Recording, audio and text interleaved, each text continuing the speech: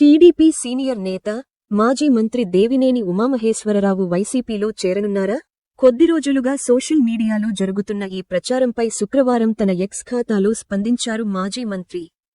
గత ఎన్నికల్లో పోటీకి ఛాన్స్ దక్కక, ఏడాదిగా నామినేటెడ్ పోస్టు కోసం ఎదురుచూస్తున్న ఈ టీడీపీ నేత త్వరలో పార్టీ మారనున్నారని, వైసీపీలో చేరిపోతున్నారని సోషల్ మీడియాలో పెద్ద ఎత్తున ప్రచారం జరుగుతోంది.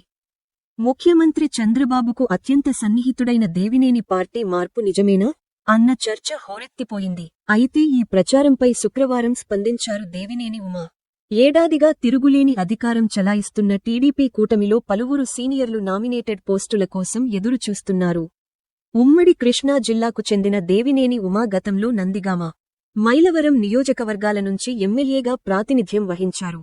నందిగామ ఎస్సీ రిజర్వుడు కావడం, మైలవరం నుంచి గత ఎన్నికల్లో పోటీ చేయాలని భావించిన ఆఖరి నిమిషంలో వైసీపీ నుంచి వచ్చిన వసంత కృష్ణప్రసాద్కు టికెట్ కేటాయించడంతో ఉమా పోటీకి దూరంగా ఉండిపోయారు. అయితే ఎన్నికల అనంతరం పార్టీలో సముచిత స్థానం కల్పిస్తామని చంద్రబాబు హామీ ఇవ్వడంతోనే ఆయన అప్పట్లో వెనక్కి తగ్గారని అంటున్నారు. 2014 నుండి 19 మధ్య రాష్ట్ర నీటిపారుదల మంత్రిగా పనిచేసిన దేవినేని ఉమాకృష్ణ గుంటూరు జిల్లాల్లో పార్టీకి వెన్నెముకగా పనిచేశారు. గత ప్రభుత్వంలో వెన్నుచూపని పోరాటం చేసిన ఉమాకు అధికారంలోకి రాగానే పదవి గ్యారెంటీ అన్న ధీమా వ్యక్తమైంది. అయితే రకరకాల సమీకరణాలతో ఉమాకు నామినేటెడ్ పోస్టు కేటాయించడం వాయిదా పడుతూనే ఉంది. తొలుత ఆర్టీసీ చైర్మన్ పదవి ఇస్తారని ప్రచారం జరిగితే, ఆ పదవిని కృష్ణా జిల్లాకే చెందిన సీనియర్ నేత కొనకళ్ల నారాయణకు అప్పగించడంతో ఉమా పేరు వెనక్కి వెళ్లిపోయింది. ఇక రాజ్యసభ, ఎమ్మెల్సీ పదవులకు ఆయన పేరు పరిశీలిస్తున్నారే తప్ప ఖరారు చేయడం లేదు. ఈ పరిస్థితుల్లో ఉమా టీడీపీని వీడిపోతున్నారని పెద్ద ఎత్తున ప్రచారం జరిగింది. దేవినేని కుటుంబానికి టీడీపీతో 4 దశాబ్దాల అనుబంధం ఉంది. ఆ బంధాన్ని ఆయన తెంచుకోవాలని నిర్ణయించారన్న ఊహాగానాలు వినిపించడంతో టీడీపీ కార్యకర్తలు ఆందోళన చెందారు.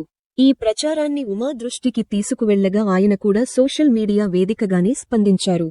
తాను పార్టీ మారతానంటూ జరుగుతున్న ప్రచారాన్ని ఖండించిన మాజీ మంత్రి ఉమా, ఆ ప్రచారం ప్రతిపక్షం వైసీపీ కుట్రగా అనుమానించారు. దీంతో ప్రతిపక్ష నేత జగన్ను ట్యాగ్ చేస్తూ, ప్రజలు 11 సీట్లతో బుద్ధి చెప్పినా ఫేక్ ప్రచారాలు మానలేదు. నీ పార్టీ ఉనికి కాపాడుకోవడం కోసం ఇంతలా దిగజారాలా అంటూ ప్రశ్నించారు. కూటమి ప్రభుత్వ ఏడాది సుపరిపాలన చూసి జగన్ వెన్నులో వణుకు పుడుతోందని ఆరోపించారు. ఇటువంటి తప్పుడు పనులు మానకపోతే 2029లోనూ వైసీపీ సింగిల్ సీటు గెలుచుకోవడం కూడా కష్టమేనంటూ హెచ్చరించారు.